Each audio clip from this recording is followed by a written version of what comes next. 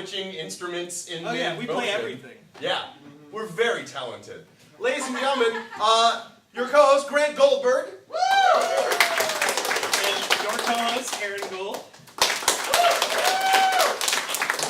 So, this is the uplifting show about depression. Every performer and essayist you see tonight all have or have been affected in some way by depression or anxiety or anything in that whole realm of fun. But worry not. Yes. For this will be a fun show. You want to explain how it works? Sure. Essayists will come on stage and read, essays from their personal experiences with said depression universe. And then improv will be inspired from those essays. It's going to be fun. You guys are going to have a great time. Your lives will be changed forever. You'll name your children after us. Am I building it up too much? I think you got everything. Yeah. I think you hit all the points. Awesome. Especially the children one, you usually forget. But I do. yeah, that's the goal of this show. So. There are 50 grants now. In the whole world, there are 50. Let's kick this off. Yeah, let's get it started. Ladies and gentlemen, your first essayist, Lana.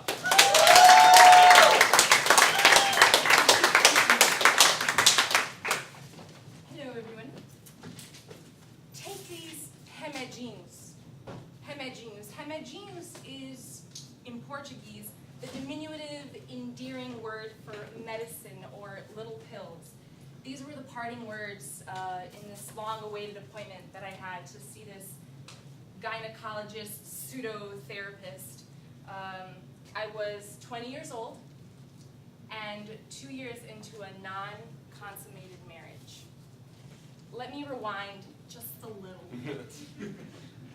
When I was but still a kid, I made a really grown-up choice that I would hold out for sex, but not just for, someone special, but for something really official. And so naturally, I made the choice that I would have sex on my wedding night for the first time. And then naturally, I married my first boyfriend at 18. And I thought, what better thing to do than to show a picture? But I want to preserve the identity of the other person, so here's my wedding photo. Nice little cutout, because there's me, there's 18-year-old me. So, in a Cupid-themed room, in a motel in São Paulo, Brazil, on my wedding night, I was physically unable to have sex. And so for the next couple of years, actually, in our then home, my new husband moved to the States for me. In our new home we shared near where I went to college, we would have a series of frustrated attempts and do other stuff. Stuff that, mind you, was off the table in our courtship. Courtship. This is what we did in our church. The community guidelines were pretty clear. You can kiss, not very intensely. Always meet in public places and date around family. Don't wear suggestive clothing. It'll make your partner think all kinds of dirty things. And more importantly, seek strength and counseling only within this community. But why all these rules? I actually asked more than once, so I got in trouble a few times, but I did ask. And, other than you're gonna go to hell, there was some logic. Yeah. There was some logic, people. It will ruin your marriage. Sex before marriage is like dessert before dinner, it'll ruin dinner. He won't respect you if you don't respect yourself. The preservation of your virginity, in fact, your sexuality, is a reflection of that. He will make a legally binding promise to you, and you in turn will give him your virginity. It will be an exchange. And perhaps the guideline that spoke most to me, the 13-year-old me, is if you save yourself for one man, it will not only be meaningful, but emotionally safe. If he marries you, it's because he really loves you and is not using you. He won't leave you. You will not get your heart broken.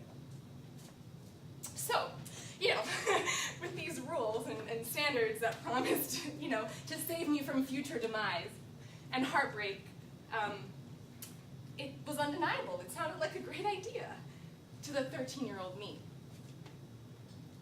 As you can imagine, once I did get married and I couldn't physically have sex, I was perplexed and heartbroken. I would return to my pastor and his wife and seek counsel.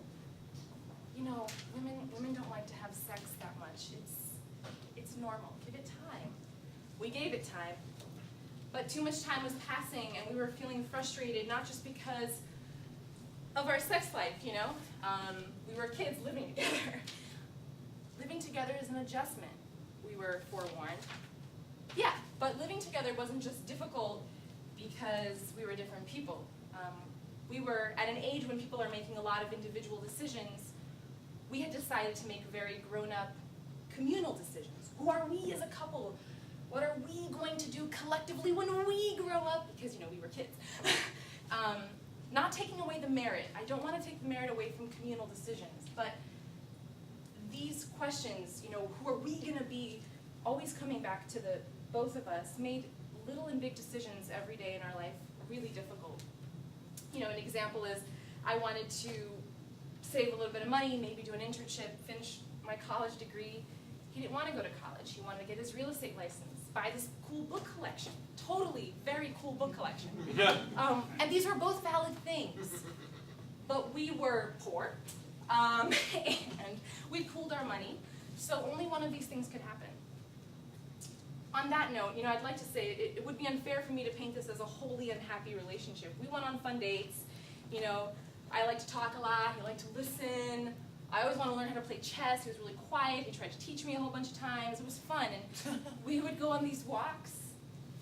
And we didn't have this, like, predestined place to go. We just would, like, yeah, let's go on a walk.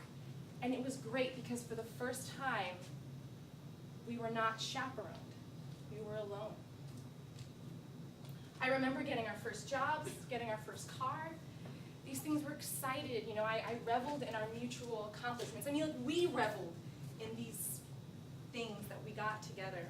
And these were the fun things in our marriage, not unlike some of the fun things in our dating life, of which there were some. You know, we were chaperoned, but there were some good scenic group walks, and we saw a couple of good movies with other people. Then, without fail, every chance we got to be alone, we would have these like really intense makeout sessions that would usually end in tears. We had once again psychologically or somewhat physically gone too far. And this was the cycle. We would set an unrealistic standard for, you know, our relationship, fall short of those standards, proceed to feel like shit, cry, seek solace within our community. Set those high standards again, fall short of the standards, feel like shit, cry, seek solace. So if our marriage was riddled with disappointment, our dating life was drenched in guilt. I would see this psychologist in the States about this predicament, and it was a bizarre experience, you know, for her, of course, because she couldn't understand why two people who were like not old enough to drink, did not have any children, were married so young. I told her, you know, my family's not from here. I had a different upbringing. And then she smiled haphazardly and, you have vaginismus. What? There's a fucking name? But I mean, I didn't say like fuck because I didn't curse, but like, there's a fucking name? You know, she gave me some paperwork on the issue. It was very like cut and dry, and she asked me if I wanted to get tested for any STDs, maybe pregnancy. And I remember at the time, I had this very short sense of like self-righteous relief, you know. I will never be in any of those predicaments because I did the right thing. No unplanned anything for me. And then before I left, right before I left, she said, and if you need to talk to someone, maybe a therapist? I just thanked her for the paperwork, and she reassured me that she would call me with the test results. With this new diagnosis, you know, I returned to the pastor and his wife, and they reiterate their original assessment. Look, women are just not that into sex. Give it time. It's only been 2 years. You're going to be married with this person. Oh, I'd like to show a picture again. You're going to be married for all of your young lives and old lives. Give it time, guys. Give it time. The women in my family, also very conservative, God-fearing, wonderful, colorful people, suggested I go to a family doctor, as in make the trip to Brazil. She's so understanding, Lana. She's sensitive. She even talks to you. It's almost like therapy, almost. The review seemed encouraging. The trip would be a birthday gift that some of them pulled together for me to head down there. And then I was there. A 9-hour flight later, home-cooked meals, chaperoned, again, by 2 aunts. And then I was there for this long-awaited appointment. And after, all those sort of standard tests you do with a gynecologist, she turns to me and says, well, you seem anxious. Your husband sounds like a great guy. He's still married to you. It's been 2 years without real sex. I mean, yes, he's nice to me. I can't complain, but I just thought it would be different. Okay, so what's happening down there? I wish I could speak this in Portuguese to you guys. I mean, it's so funny in Portuguese, but oops, didn't teach all Portuguese before I started this. So anyway, so she's like, what's happening down there? It hurts a little at first. It's normal. And I'm like, no, you don't understand. I physically cannot. My body rejects it.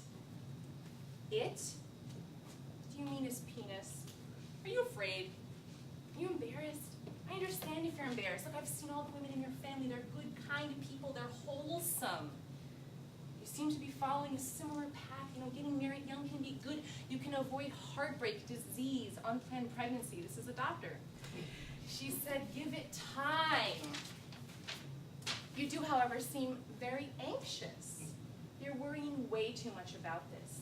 And then she said a few other things about my single parent. My mom's the only woman in my family who did not get married when she was very young. So then she said, take these hemagines. Take these little pills. They were antidepressants. Just take them. It'll make you calmer, happier with your situation. Because clearly I needed to adapt properly to my situation. I filled a prescription, and I threw the pills down the toilet. Now, this is a really important part of this, but I want you all to understand that I would only understand the value of psychiatric and talking therapy years later. Yes, it's been years. I know I have this face, but married for a while. I would really only understand the value of, again, psychiatric and talking therapy sometime after that. But initially I rejected it. Because you see, another important guideline that I was given in my church community was the following. God will take away your depression.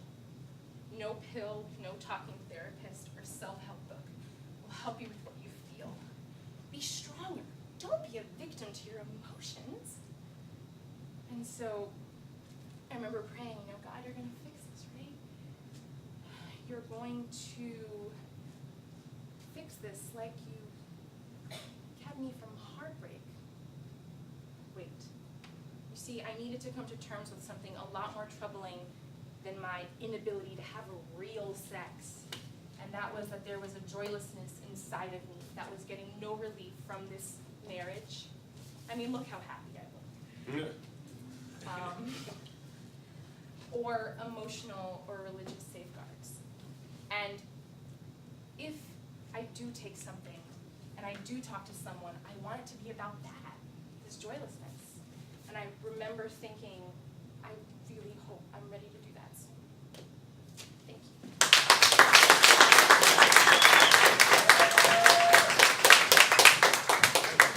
Honey, back from the war. Hi. Hey, thank you for letting me home early. Have you seen me? I mean, yeah, I'm just like, kind of got used to the quiet. I mean, it's great. I mean, oh, yeah, let's hug, let's hug. Oh, you're still alive, great. What did you do our wedding photo? Whose face is that? Oh, that's my face again. I really got into just, my me time. That's me. That's a steampunk version of me. I went to a fair. That was fun. Do you still have the JPEG on the computer? I'd really like to fix this. I mean, arguably it's fixed. But no, it's fine. Your stuff is here. great. Yeah, just the one carry-on. Yeah, no, we could set you up in my knitting room. What happened to our bedroom? What? Oh, right, you lived here. I mean, I guess you could sleep in my room. Buddy, no, this is ridiculous. Okay, what happened in the span of me going to war? What? I mean, nothing, no big thing happened other than just realizing, oh man, I'm a big fan of quiet.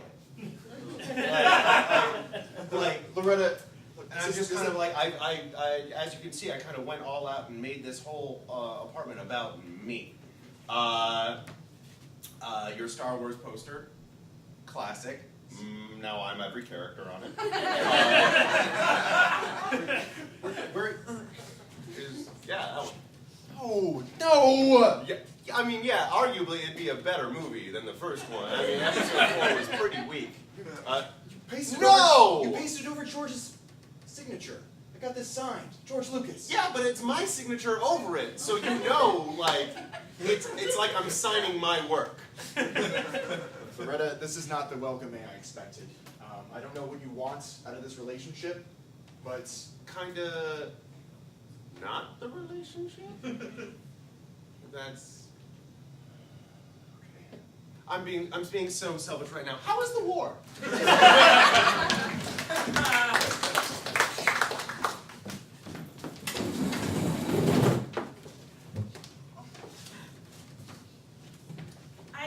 I know we have a flat tire, but I mean, I just don't believe in AAA. Pray with me. Okay. Oh wow, what a first date. Dear God, please fix our tire. We lay ourselves down for you in pure hope and faith. Amen. He should be here any minute. I was just gonna say. So,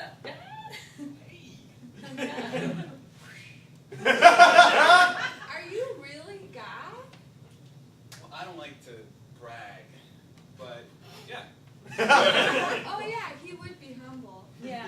Wait. Can I ask you something that only you would know? He's I feel like Hey, actually. you guys need help? Oh, you got it covered. Okay, that's fine. Sorry. See you later, Shiva. okay, that proves it. Just one question. He's gotta fix a tire. I don't really know. Oh, that's why you called me down here? No! I'm sorry, I Oh, got a to little fix the static on tire. the prayer channel. Huh? Fix the tire. Fix the tire. Is that okay? Sure. Alright, will you pop the trunk? So I can get the... Feels like you can do that yourself. I mean, are you God? I don't or want to are show you- off, Are but... you a criminal or are you God? Well, I'm God, okay? Criminals don't just appear out of ether. Actually, I don't know. So why don't you just get to work on that? I did it. Honestly, he's never actually appeared when I've prayed before. Yeah. I just kind of thought, like, down the line he would show up for me. But Or like that Shiva person Yeah. would have helped us? yeah, I know. So I mean, I have pure faith. But he's got a lot of tattoos for God. Do you have I'm telling you this is the first time I'm ever changing a tire. Do you have a jump? What do we call it? Where A you- jack? A jack. Yes, you Yeah, have a it's jack. in the trunk. Hey, what's up? Oh, Jack! And then the duck says, "What am I, a lawyer?" Get out of here. That's a cool ass book. I'll take it, man. Oh, man. If you got any more talking animal books or anything like that, or any animals that are trying to act like humans or anything, I'll take all of those too. Just Yeah. the coolest books for me, We really. have a whole section on animal books, talking animal books.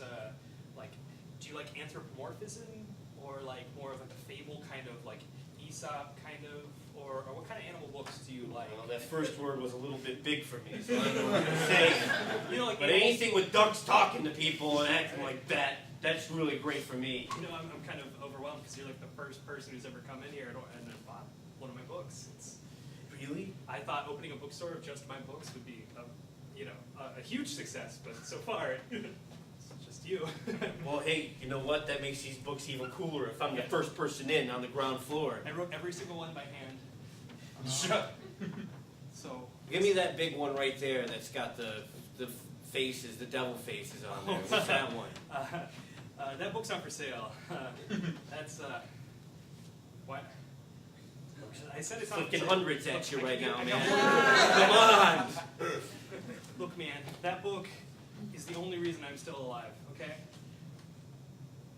Really? Yeah. Here, this one has got a talking goat. Oh, wait a second. I want to know that book that's keeping you alive still. No, don't worry about it. This goat is so funny.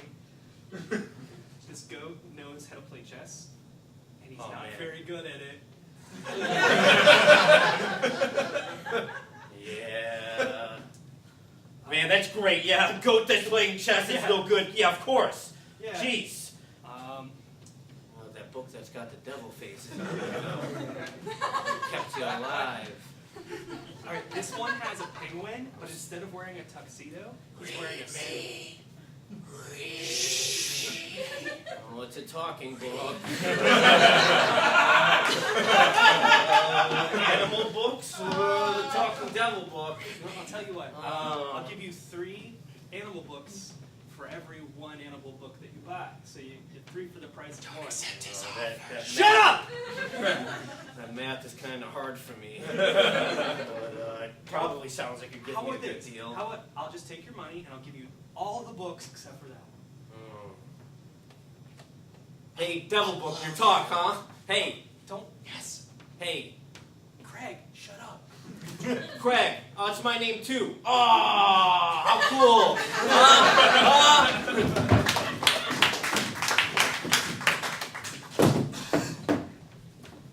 Well, speaking as your hairdresser / therapist, I gotta say, you're making some great choices right now, both here and in your personal life. You've really come a long way in these months we've been working together. Well, it's some things that I haven't been telling you. Okay? Go on.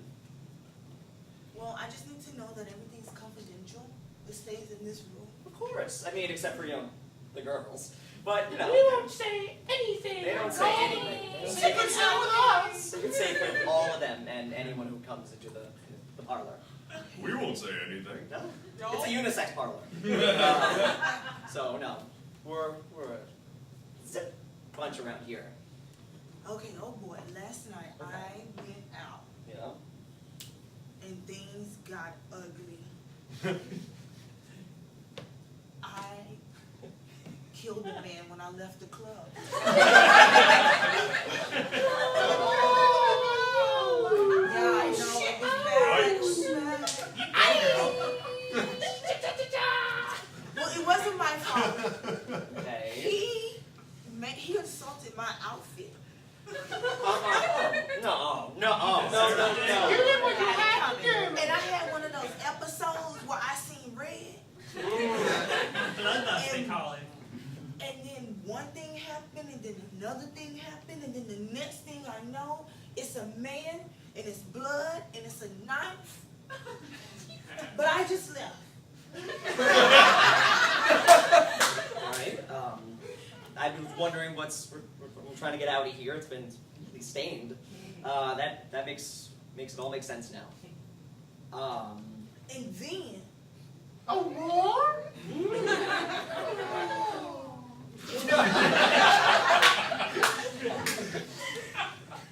just to be clear, these voices in my head, are they out here in the universe with you? Yes, it's all the other girls at the barbershop. Oh, Yeah, no, you're good. You're I'm good. in your head.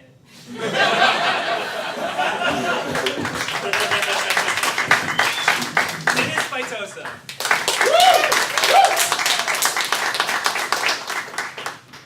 Before I start reading, just really quick, I just want to mention the serendipity that Lana is Brazilian, I'm Brazilian too, so Yeah! that's fucking weird, bro. Alright, my story also has aspects of Brazil, but it's different. So I never thought about depression until I heard my younger brother had it, I was 11 at the time, and my first reaction was, well, why is he so special? Naturally, I wanted to be depressed too, so I could get the same amount of attention from my parents. I failed because I didn't know what depression was at the time. I found out years later when I went to boarding school halfway across the world. See, I'm from São Paulo, Brazil, and São Paulo is a huge and a great city to live in. It's like New York with LA street culture, New Delhi with traffic lights. It's also very violent. Growing up, you just get used to hearing stories about robberies, friends being kidnapped, muggings, beatings, and killings over clothing items. You know, a lot of those stories hit close to home sometimes. Like the time my dad was held up in his car on his way home from the airport, and he said he got away when the thief dropped her gun, so he just sped off. So leaving the violence of Brazil was one of the reasons I gave my parents when I asked them to send me to boarding school in Florida. That was at the end of the 6th grade. I also told them I could start over and make friends. I had no friends in the current school I was in because I had trouble connecting with kids in class. I think it had something to do with doing the first few years of school in 3 different schools. You know, being the new kid 3 years back to back is weird. You don't have enough time to develop relationships, and you're always feeling alone, and you prey to bullies, right? It didn't take that much more convincing, you know, outside of those 2 arguments to convince my parents to send me to Jacksonville. My mother, she was the one who drove me to the airport, and I remember meeting most of my extended family by the check-in counter. I'd never been to a funeral at that age, but in retrospect, it felt like one, you know. There was this weird energy in the air. Like, everybody was kind of shocked that I was, you know, like 12 years old and I was going off to a foreign country to live by myself. It didn't really hit me until I walked past the security checkpoint and looked back at the window in the check-in lobby, and I saw my mom just run into frame, and she had this desperate look on her face that said, you know, is my child all right? And I flew United. I had a great flight.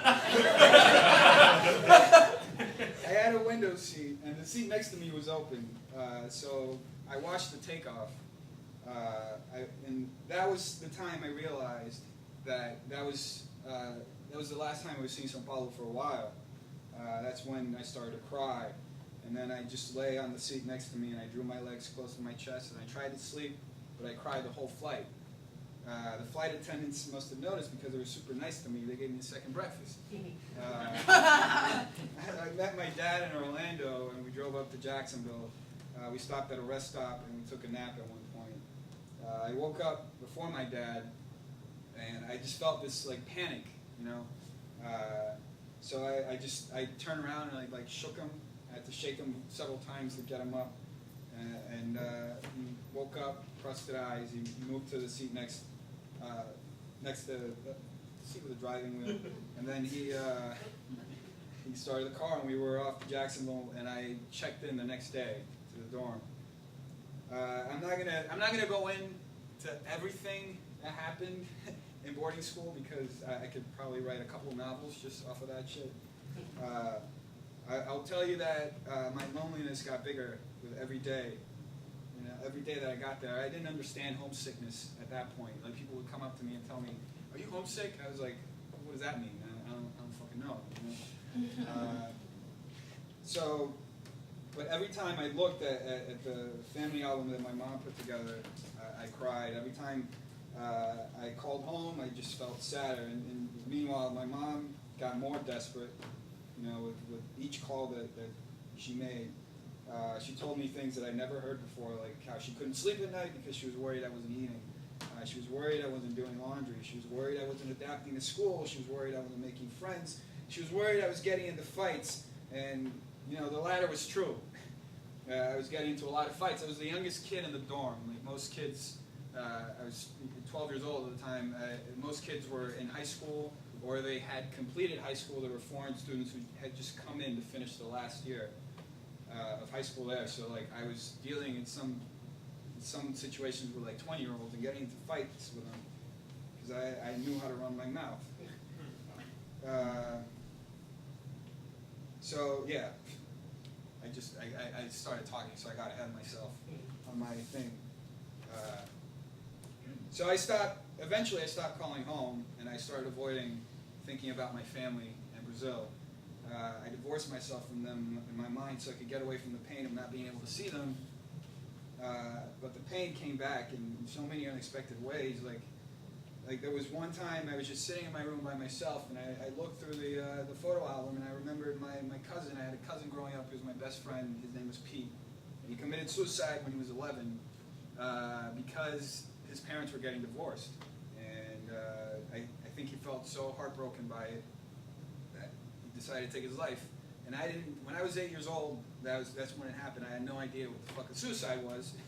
So to me, he wasn't dead yet. And I realized while I was in boarding school that he was gone forever. And that day, I just remember punching the wall. And I punched it several times because I wanted to be tough. I was getting into fights. I wanted to grow up. I wanted to be a big guy. So I punched the wall because I thought the pain would go away. I wanted to see if I could punch it until it bled. It never bled. It got very red. And then I also returned and punched that same place in the wall several times when I had realizations like, everything my parents say isn't necessarily true, I realized that at 12 years old, which just fucked up my whole relationship with my parents after that. That's another novel. So, all this sounds super dramatic by my own standards, but I think that's when my depression started. I think it took losing my family in my life to realize I had nothing. And realizing I had nothing was scary and anxiety-inducing because the nothing can be applied to everything. To life, to love, to happiness. If you have nothing, then your life means nothing. If your life means nothing, then why live at all? And that's a question I've asked myself several times. And the answer is never the same. So I just try to be patient, and I try to remember that being happy is just allowing yourself to be.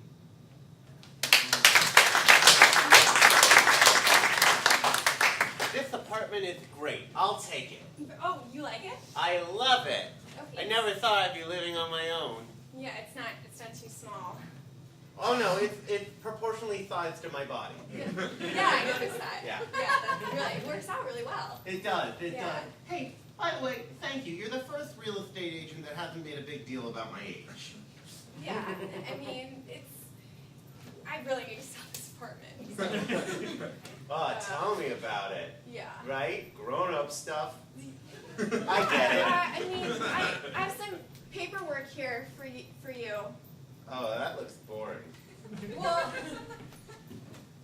Cynthia, yeah, what's up? I was looking through the paperwork that you gave me on that apartment on Park Yeah. Avenue. Yeah. The really little one. Yeah. Yeah. The boy that rented it is 8.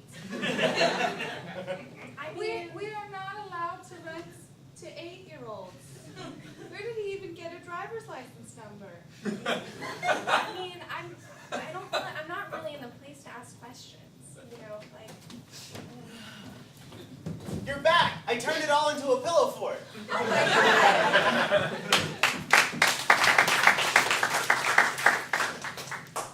You're only mom and dad's favorite because you have cancer.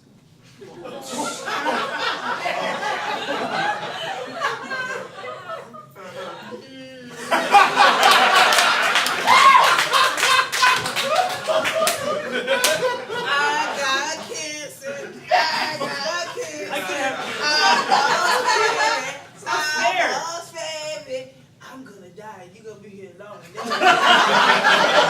want to die first. I want to die. You know what? Die. And everybody's You know gonna what? celebrate. I'm gonna get AIDS. I'm gonna get AIDS, and then mom and dad will love me more, and then I'll die before you, and then everybody will cry, and then you'll have to cry at my funeral. No one likes you. No one likes Sure. you. They like the cancer girl. They like the one who's dying. They feel sorry for me. Hey. Thank you so much for asking me to the prom and taking pictures at your house. Is your sister around? No, she's going through chemo. Really? She's not upstairs going through chemo? Hey, the cancer There girl. she is!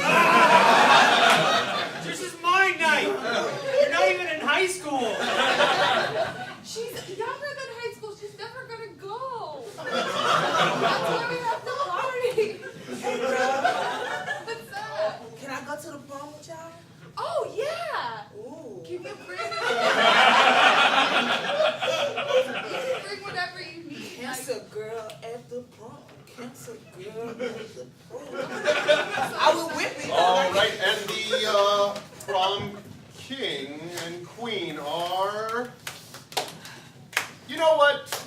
Cancer girl.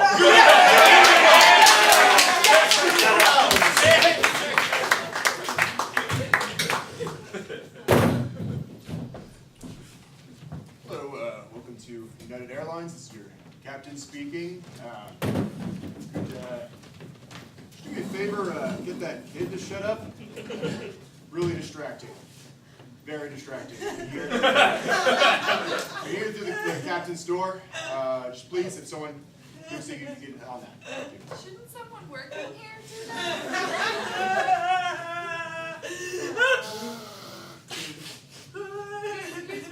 Here's all my peanuts. I know that I'm only co-piloting, so like I don't actually need to be doing anything, which is great because my concentration is shot. Sorry, we're just going to go through some hurricane territory here, so I really need absolute silence just to keep focused, stay completely... No. Do you have any more peanuts? We're gonna die on this plane. Here it comes, here it comes. This is oddly coming. The hurricane calmed the child. No, we're going down! No!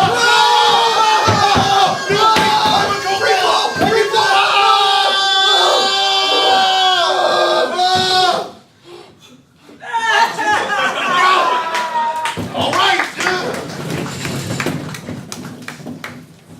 Hey, Craig, that's amazing. I'm Brazilian too. I can't believe it. I can't believe it. Brazilian, that's crazy. Oh, me too, man. Hey, look, I'm about to spend a lot of dough on all these animal books, but I'm thinking, maybe I want a demonic talking book. That's Craig, a lot cooler. Craig, what about us? Craig, Craig. it's never been about us. You knew you were just a placebo. I need to No. move on. You're the reason I've kept living. You're my only friend. You convinced me to open this stupid-ass bookshop, and I Craig, need I you. talked to you in a can't- coffee shop for 5 minutes. You pitched me this idea. Never should have taken you out of the closet. I said it was pretty cool, but wasn't really super into books, except for myself. I need a new body. Fine, I guess. How about somebody that knows Portuguese, huh? Oh, yeah. You know, he's just gonna leave you too. Leave me. You wouldn't do that to another Brazilian, would you, man? Don't listen to him. He's full of lies, clearly. Hey, he saved your life, man. He made you open up not a stupid bookstore. It's a but stupid- probably the coolest ass bookstore there is, man. Talking animals? How goddamn cool is that? What?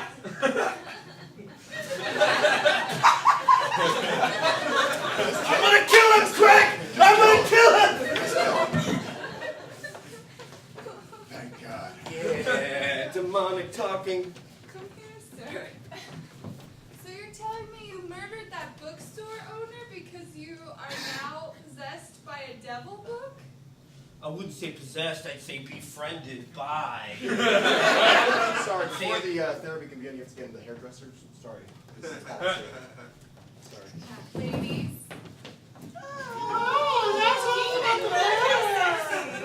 You did very nicely. Wait a second, I can't tell if those voices are in the store or in my head right now. What I is this? Ladies and gentlemen, Molly Kiernan.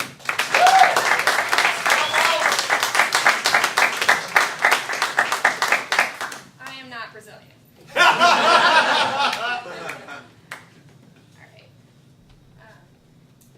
I cannot stand to be alone. When I say alone, I don't mean that I don't think it's amazing when my roommates are staying at their boyfriends' places. I like to walk around naked blasting ABBA songs just as much as anyone else.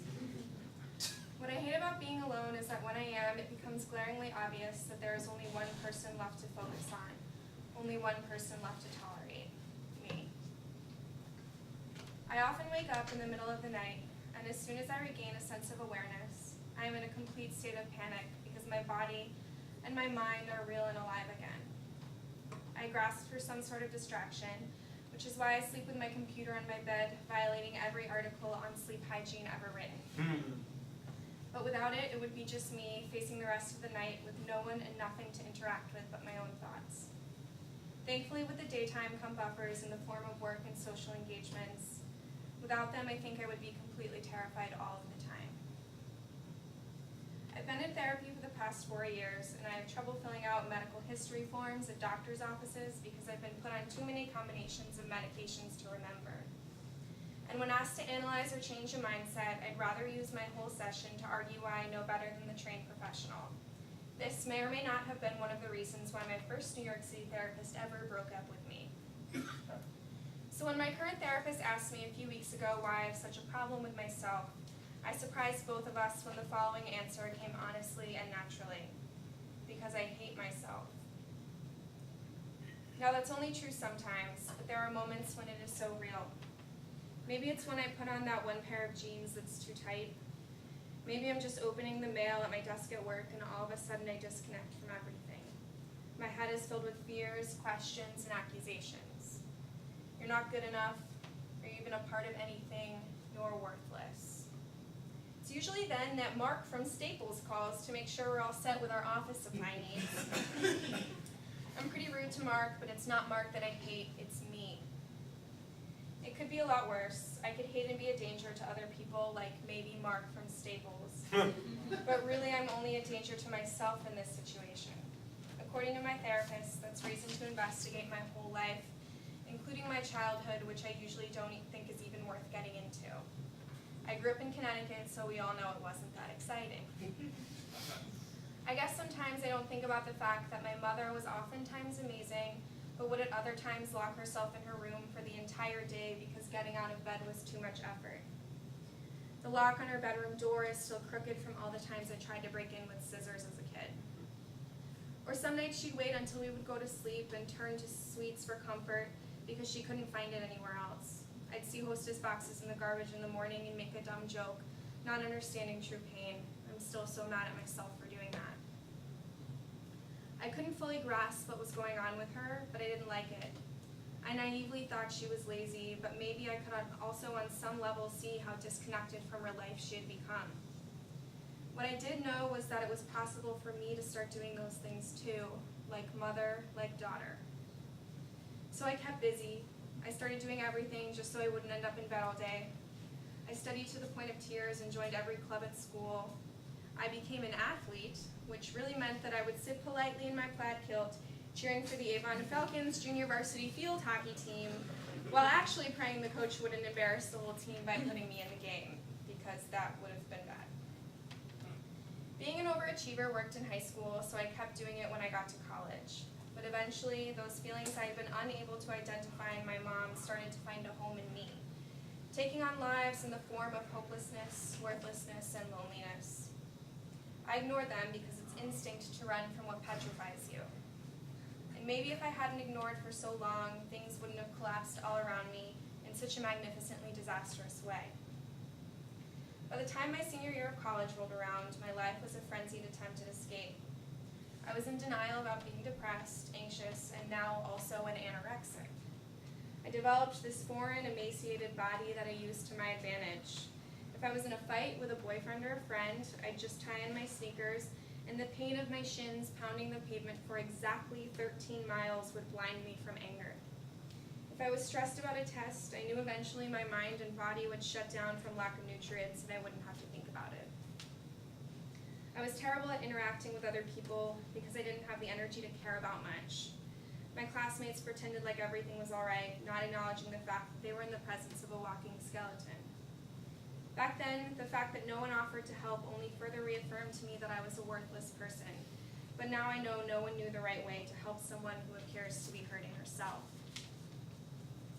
I eventually did leave school, waiting until a few months after my doctor told me I was at risk for a heart attack at 21 from the way I was treating my body.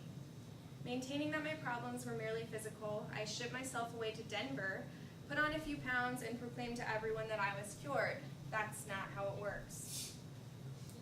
But that's how I convinced everyone in my life I was ready to move to New York City a few years back. And I embarked on what can only be called a shit show, characterized by emotionally abusive bosses, disastrous month-long relationships, and one failed attempt at owning a cat as a show of responsibility. But the cat's fine. Just not with me. I left extreme starvation behind in Denver, but what I didn't abandon were my fears and accusations. You're not good enough. Are you even a part of anything? You're worthless. So to protect myself from them, I've just turned to food in other ways, thinking that my roommates won't hear the strange noises if I run the shower while I'm throwing up. Or I've simply eaten so much that I either fall asleep or am so numb that I can't feel anything. Not joy, but not pain and loneliness either. I've turned to alcohol, going to bars and surrounding myself with people that may or may not like me very much and who I don't like very much. I've gotten so drunk with them that they've had to escort me home to my messy room, because who has time to clean when there's hours of Netflix to watch while eating tortilla chips in the dark? Maybe it was timing or maturity and growth. Maybe it was waking up one morning in the hospital, trying to yank IVs out of my arms, recalling only how rude I thought it would be the evening before if I didn't drink every last solo cup of wine that was poured for me. After all, it was my housewarming party. Or maybe it was just too many late nights spent in the snack aisle at Duane Reade. Whatever it was, about 8 months ago I realized I didn't want to be this desperate version of myself anymore. And that's about where I am now. I still look at my life a lot and think about what a shit show it is. My emotions are terrifying, and I will always choose Netflix over cleaning my room. Not turning to food in one way or another is one of the hardest things I have to do, and I am forced to do it every day. I still fail at that, but it's less than I used to. It's hard for me to hide my resentment towards my mom. She won't help herself, which makes me sad and pretty angry. But there are a lot of things that have changed. I'm learning it's okay to take medication and cry a lot in therapy. I now have the confidence to know that if a person is being an asshole, then I'm allowed to tell him or her that, which is fun. I also realize that I actually have a sense of humor when I don't starve myself. And when I do go to bars, the people who are actually worth my time don't care that I only order soda. Actually, more people offer to buy my drinks these days. It was only a few weeks ago that I told my therapist that I hated myself, because I did. And I do sometimes, but I suppose now that I don't have to forever. There's so much work left to do to get to this unknown place, this place that's not necessarily happy, but maybe it's content, or it would be so great if it's just neutral. It's going to take a while to get there, but it's going to be kind of beautiful when I do.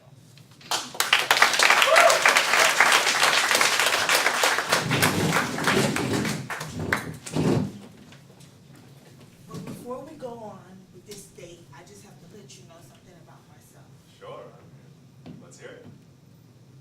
I'm basic.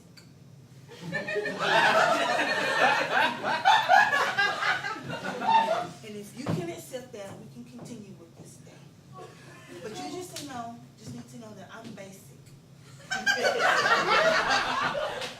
Cool. Do you Define basic? it's nothing special about me.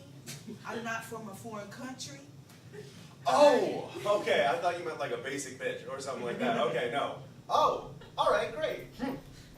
No, I'm not saying that you were. I'm saying there's something I should let you know about me. I constantly am putting my foot in my mouth. I'm a foot mouther. So if that's Well, I would also like to tell you something else about me. all right, we're gonna just get it all on the table today. If ever you're an asshole to me, I would let you know. Don't think that I won't.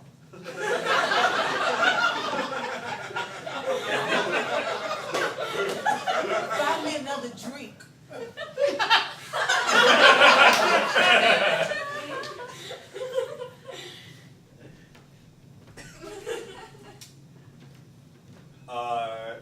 Cool. All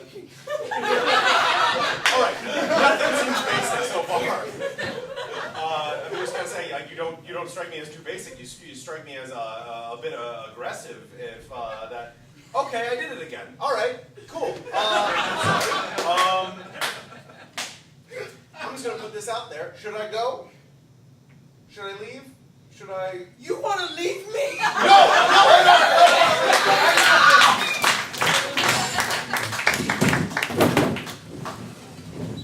Hey there, it's Mark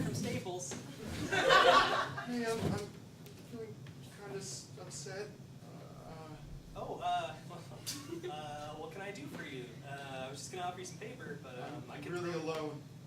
Oh, I'm well, so alone. you're not alone anymore because I'm here. Push the big pen. Count of the big pen. You know what makes me feel better? You know, a real smooth writing pen there. Something that writes real smooth. I was gonna write a note tonight. Oh yeah. We got a great deal on 50-count big pens. Do you have any scissors? I could open my mom's door. Yeah, we've got all kinds of scissors. Frank and Pizza, how can I help you? Hi, I need a pizza. Oh yeah, well, what the toppings you want? I want pepperoni. Pepperoni, anything else? No, that's it. Push the 20-ounce Cokes on her. Push the 20-ounce Cokes on her. You know, when I eat a pizza, I get real thirsty. And No, I refreshes. know where you're going with this. I don't need anything to drink. I'm just drinking water now. Just the water? Yeah, there's a documentary about how Americans drink too much sugar, and I don't want any Pepsi, okay? Let him know we got breadsticks for $5.99. We got the breadsticks for $5.99. Get No. the sale. I am already cheating on my diet by eating pizza. Now, please stop pushing things on me. Maybe you wanted a cheesy crust? No, sir! I can't do this! Let him know we got a 50-count of big blue Bix also.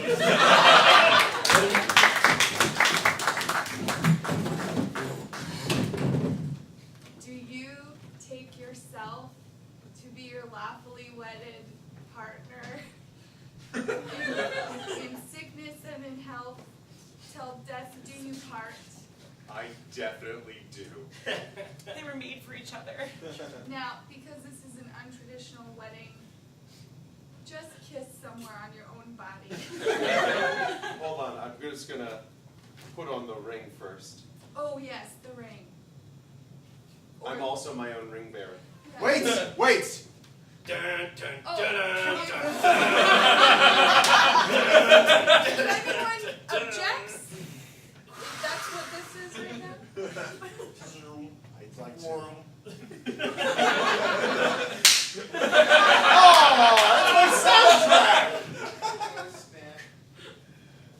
I've been around this universe and back, okay? Looking for you, Loretta. My life hasn't been the same, all right? I've been to Tatooine, the set of Tatooine, for the new Star Wars. What? I got Lupita's autograph. Get to the point. You can't do this. You gotta come back. To you? I mean, first of all, why'd you bring a chair on my stage? This is my day. All right. Tell me you went over there. You let them know you got your penis autograph. As your therapist, I think I need to end this relationship with you. Sir, that is ridiculous. Autographing your penis and walking into a wedding. I didn't Lupita never. George Lucas autographed your penis? Look, I tried to get my penis autographed by George Lucas. It didn't go well. It forced me into a... I would just like to have my penis.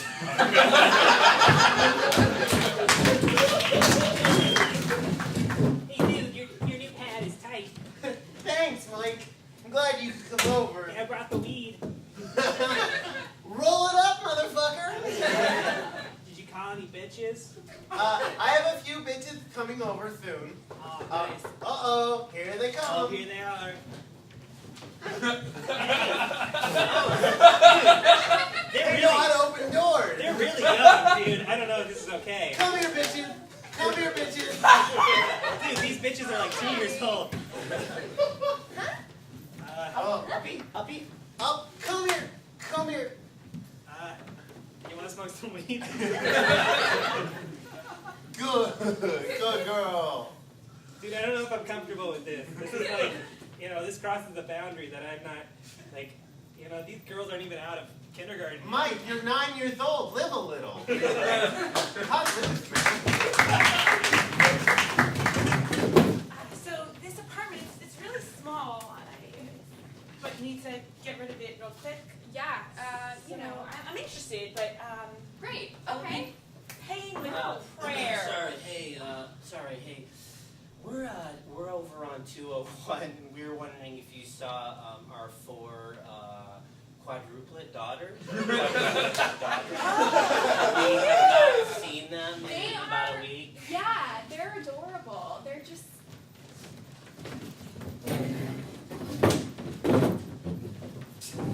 You all live with me now. Dude. Hungy. Bianca? Oh, okay, there's where my bitches are. Hey.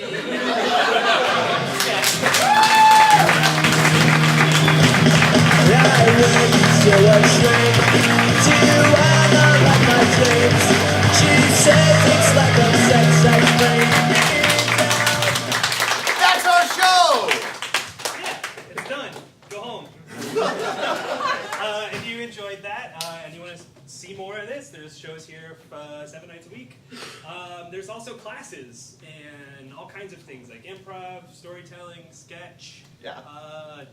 underwater basket weaving. That's an old dumb joke. What else? And now a class. I wasn't joking though. Also, actually. if you would Alex like- Marino teaches it. If you would like to be a part of You Are Not Alone, please come up to either Grant or myself after the show. We'd like to thank Peter on tech and Pierre on house. And now we'd like to end our show, as we always do, by inviting any and all of you to come up on stage with us for a big old group hug.